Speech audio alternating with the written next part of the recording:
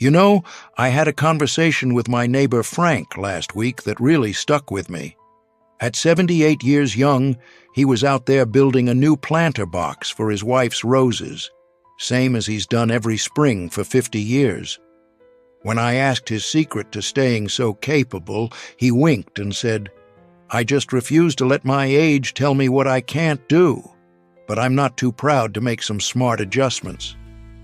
That's exactly what we're talking about today, how to keep doing what you love after 75 by making simple, practical changes that maintain your independence. Not giving up your favorite activities, but doing them smarter. Because here's the truth. Getting older doesn't mean surrendering the things that make life joyful. It just means being clever about how you approach them. Let's start with the first adjustment that can make all the difference. Adjustment number 1, the divide and conquer strategy for chores. Here's something I learned from 82-year-old Martha, who still gardens every day. "I don't weed for 2 hours straight anymore. I weed in 3 20-minute sessions with breaks in between." This brilliant approach solves 2 big problems. It prevents exhaustion, and it keeps tasks from feeling overwhelming. Try this with any activity. Cleaning the house, do 1 room per day, cooking, prep ingredients in the morning when you're fresh grocery shopping. Break it into 2 smaller trips. The key is listening to your body's new rhythms rather than fighting them. My friend Ed used to get frustrated that he couldn't rake his whole yard in one afternoon like he used to. Now he does 1 section each morning with his coffee, and he actually enjoys it more. Adjustment number 2, create safety nets for tricky tasks.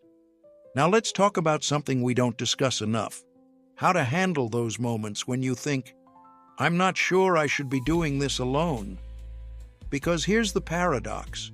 The more safety measures you put in place, the more confident and independent you actually become.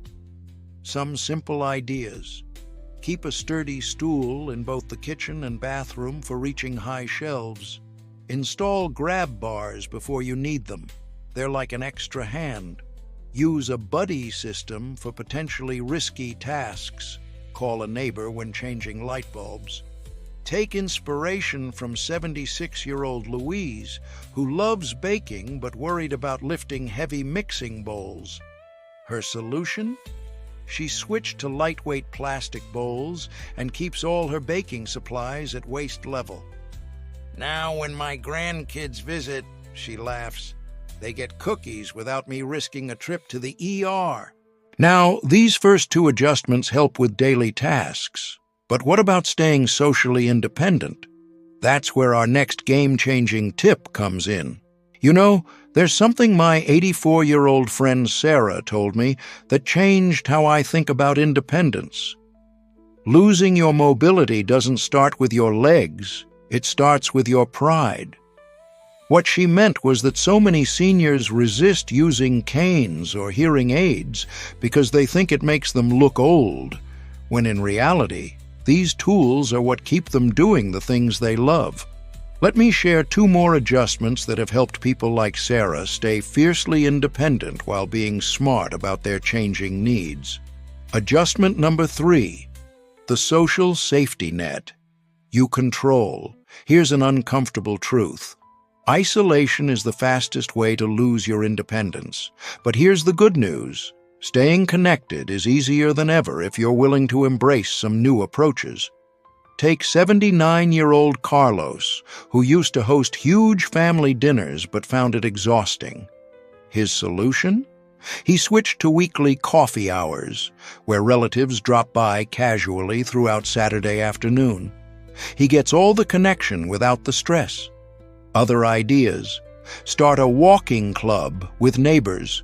Exercise plus socializing.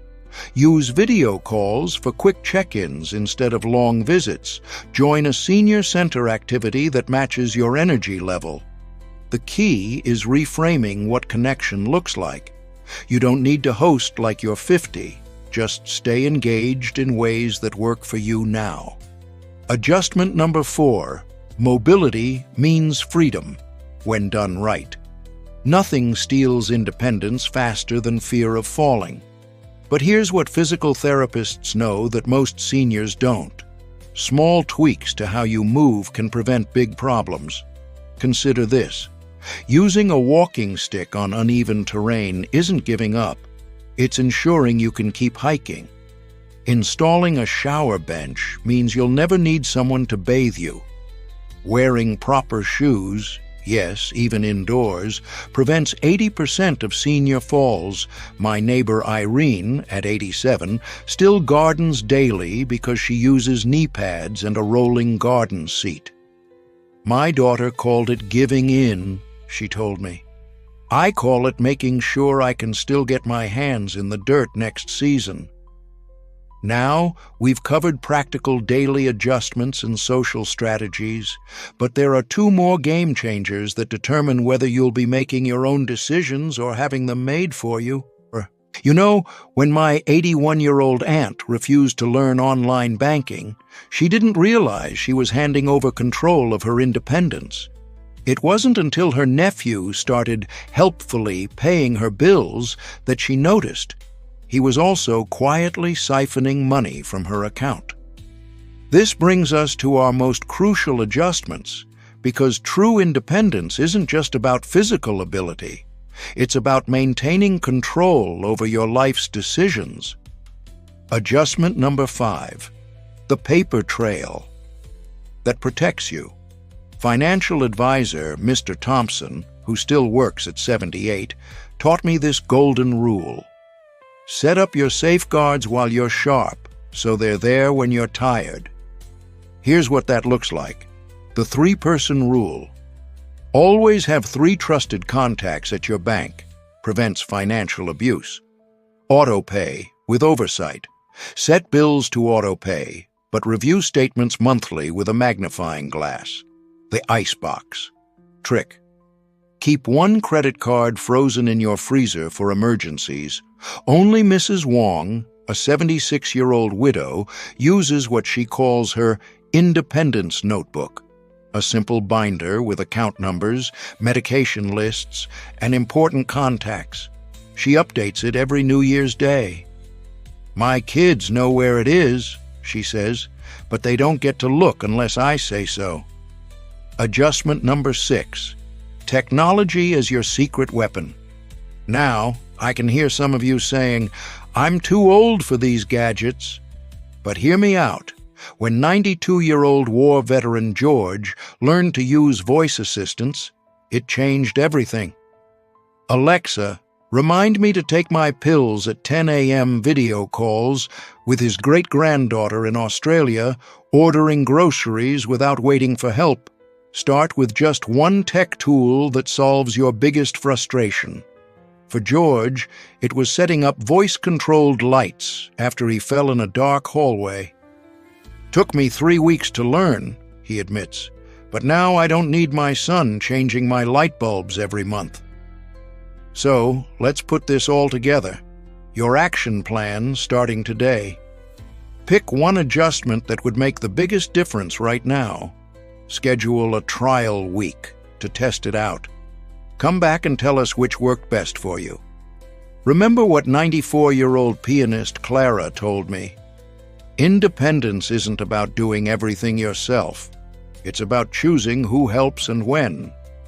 If this resonated with you, do me a favor. Hit that like button so more seniors see these tips. And subscribe for more honest conversations about thriving after 75. Now go reclaim your independence, 1 smart adjustment at a time.